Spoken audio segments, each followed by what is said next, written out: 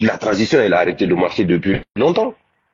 La transition, elle a arrêté de marcher depuis longtemps. Si ceux qui sont au pouvoir ne discutent qu'avec les personnes qui, entre guillemets, sans vision et sans personnalité, qui ne sont attirés que par des intérêts individualistes, ok, belliqueux, bellicistes, qui ne font que discuter qu'avec ceux-là et qu'ils pensent qu'ils sont en train de dialoguer avec les populations guinéennes, on sait très bien que c'est faux et qu'ils sont en train de se blaguer à eux-mêmes.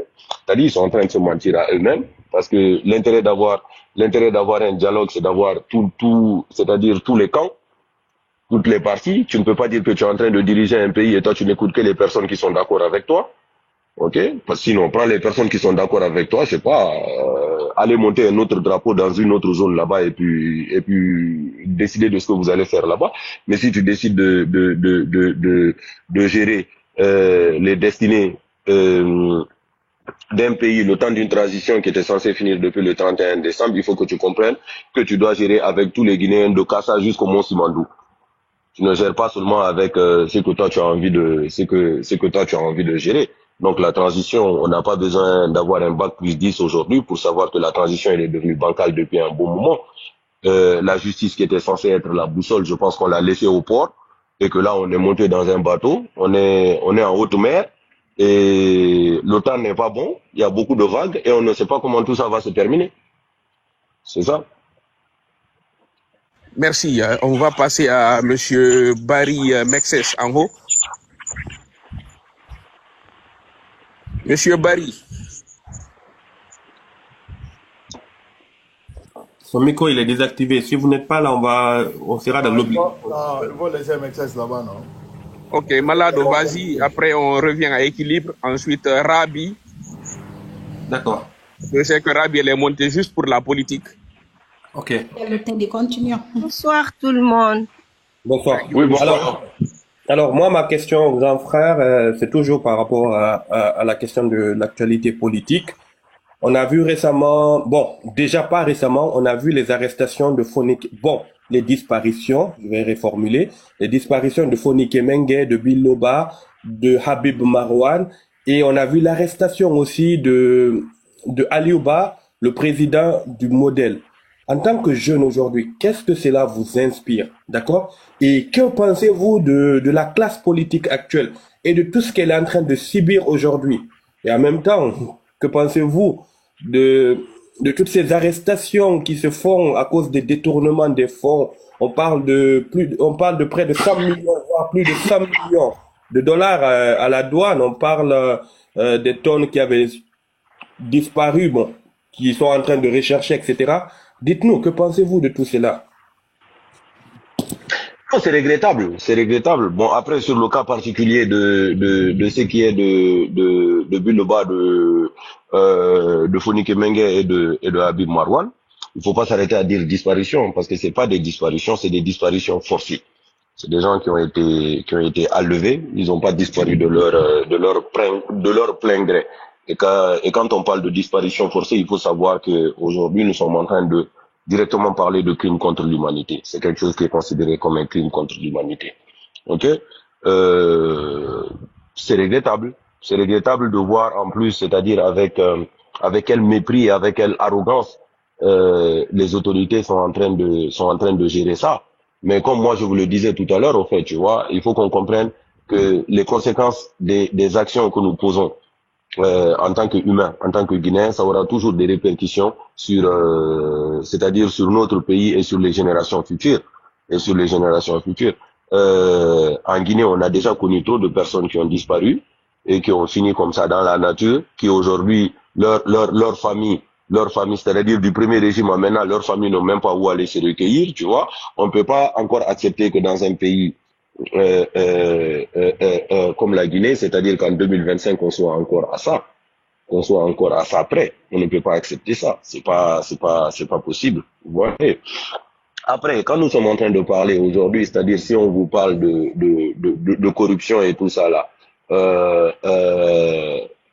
mais la corruption, c'est les personnes qui sont en train de s'enrichir de manière illicite là, ce sont directement soit les garants de c'est-à-dire de ce pouvoir de transition là, ou les personnes qui ont été nommées et qui dépendent aussi directement d'eux. Ouais, mais aujourd'hui, c'est regrettable juste de s'asseoir et de se rendre compte que des personnes comme Kassori Fofana sont poursuivies pour 13 milliards ou je ne sais pas, pour 15 milliards, et qu'on te dit que sous cette transition-là, il y a des personnes qui ont détourné du 280 milliards, du 300 milliards, du 400 milliards, du 100 millions de dollars. Ok, qu'on te dise qu'il y a des frais qui ont été payés par certaines agences, certaines sociétés minières qui n'ont jamais été déposées, c'est-à-dire au budget, et qui ont disparu en chemin et tout. Qu'on te dise qu'on vit dans un pays où de l'or est capable de disparaître de la banque centrale comme si on était dans Casa de Papel. Tu vois, c'est vraiment dommage, c'est dommage et c'est regrettable. Et moi, ça me fait beaucoup de peine, ça me fait beaucoup de peine, mais ça me fait surtout de la peine pour les générations futures. Ça me fait de la peine pour nos enfants, parce que c'est l'argent qui est censé servir à l'éducation et à la construction de nos enfants et de nos générations futures qui sont en train de se faire dilapider par un groupe de personnes individualistes, ok, et mal intentionnées est mal intentionné. Et ce qui est grave et regrettable, c'est que c'est quand tu te rends compte que tu vis dans un pays où les plus grands bandits sont en train de siéger au plus haut sommet de l'État. C'est-à-dire ceux qui sont censés aider à lutter contre tout ça, ce sont ces personnes-là directement qui sont en train de garantir ça d'une certaine manière, ou qui en tout cas sont en train de profiter de ça directement d'une certaine manière. Donc c'est très très dommage. C'est très très dommage que l'on vive dans un pays où, c'est-à-dire en 2025, on peut arrêter un leader politique comme Ali Ouba pour, c'est-à-dire pour un crime qui n'existe pas dans la juridiction guinéenne. Moi, je suis pas avocat, mais vous avez vu que les avocats vous disent qu'en tant que tel, c'est-à-dire l'infraction qui consiste à dire injure, injure au chef de l'État par le biais d'un truc numérique n'existe pas. Des avocats vous l'expliquent et ils vous le disent clairement, vous comprenez ce que je veux dire. Qu'un jeune leader, quand les jeunes qui sont en train de justement de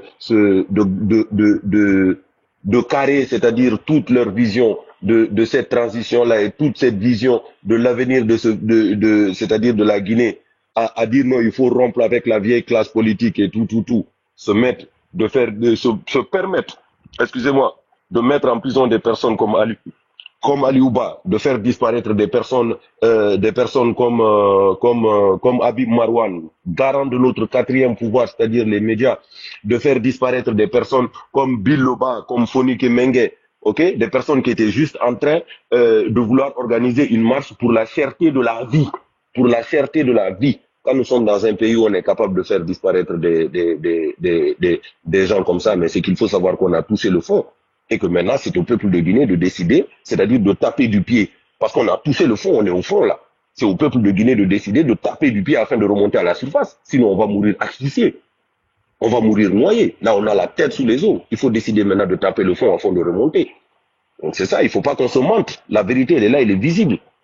La vérité, elle est là, elle est visible. Nous sommes dans un pays où aujourd'hui, ce qui est important, c'est les troubadours, c'est les démagogues, c'est les transhumants politiques. Les transhumants politiques. Les transhumants politiques. Comprenez? Des politiciens qui, c'est-à-dire, on a vu des politiciens ici, des ministres. On a vu un ministre nous dire ici un jour que si un président de la République fait des trucs qu'il mérite, on va le tuer.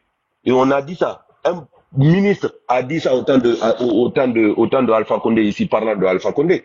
Ok? Aujourd'hui, ce sont ces personnes-là qui te disent que des adultes ont le droit de disparaître. Vous voyez avec quel mépris et c'est-à-dire quelle arrogance, ok, et quel manque, c'est-à-dire d'humanisme, ils sont en train de gérer ce pays-là.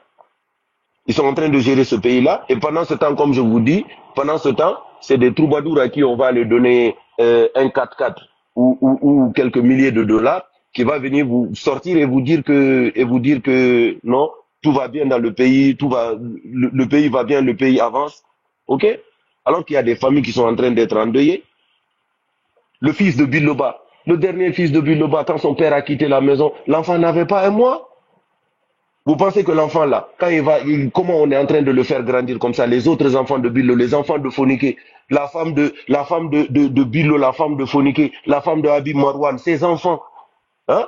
Aujourd'hui, les enfants de Aliouba, la femme de Aliouba, vous pensez que eux, comment ils sont en train de grandir comme ça là, la douleur qu'on est en train de leur faire vivre, la souffrance qu'on est en train de leur faire vivre, pour ne parler que eux, parce que eux, ils sont connus, ils sont visibles, mais il y a des centaines de comme eux. Il y a des centaines de Aliouba aujourd'hui en Guinée, il y a des centaines de Fonike Mengue aujourd'hui en Guinée. Vous pensez que ce qu'on est en train de faire là, ça aide à construire un pays? Ça aide à construire un pays. Commencer à vous parler de pardon et de réconciliation nationale. Mais aujourd'hui, les gens, ils doivent savoir que le pardon et réconciliation nationale dont ils sont en train de parler là, ce ne sont pas des choses qui s'imposent.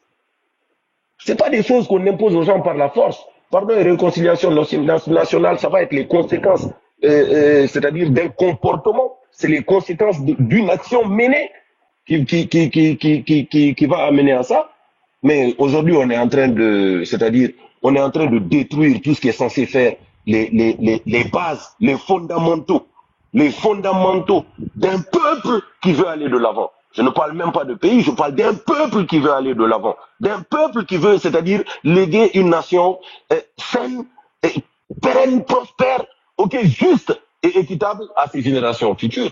On est en train de fouler tout ça au sol. On est en train de fouler tout ça au sol et quelques troubadours sont en train de justement, c'est-à-dire pour des intérêts, je reviens encore dessus, pour des intérêts personnels et individualistes, en train c'est-à-dire d'applaudir ça et certains Guinéens les écoutent. Est-ce que vous vous rendez compte, c'est-à-dire quelle forfaiture et quel genre de Guinéens nous allons créer si on continue comme ça? Les générations futures, ça va être quoi? Ils vont penser que, c'est-à-dire pour réussir dans la vie en Guinée, il faut être démagogue. C'est cette jeunesse-là que vous avez envie qu'on laisse à la Guinée. Quelqu'un qui fait un système pour entretenir, qui l'entretient et qui va aider à créer ce type de personnes-là et ce type de jeunesse-là dans notre pays. Est-ce qu'on a besoin d'avoir un bac plus 10 pour savoir s'il est bon ou s'il n'est pas bon pour le pays? S'il peut nous amener quelque part ou s'il ne peut pas nous amener quelque part. Dans un pays où il y a des localités où jusqu'à présent, en 2025, les enfants doivent marcher des dizaines ou des vingtaines de kilomètres pour aller à l'école. On est capable de se lever et de donner une voiture de 100 000 $ ou de 200 000 $ à quelqu'un qui vient sur Internet insulter les gens, insulter papa et maman des gens. Est-ce que vous comprenez? Ou à quelqu'un qui hier était avec Alpha Condé, quelqu'un qui a fait campagne pour le 3e mandat. Vous avez dit que c'est pour rectifier les erreurs du passé là. Dont le 3e mandat que vous avez fait un coup d'État. Aujourd'hui, ce sont les gens là que vous nourrissez pour qu'eux, ils viennent nous insulter et nous faire passer pour des apatrides. C'est donc ça votre patriotisme? Il faut se poser les bonnes questions. Il faut se poser les bonnes questions. Et que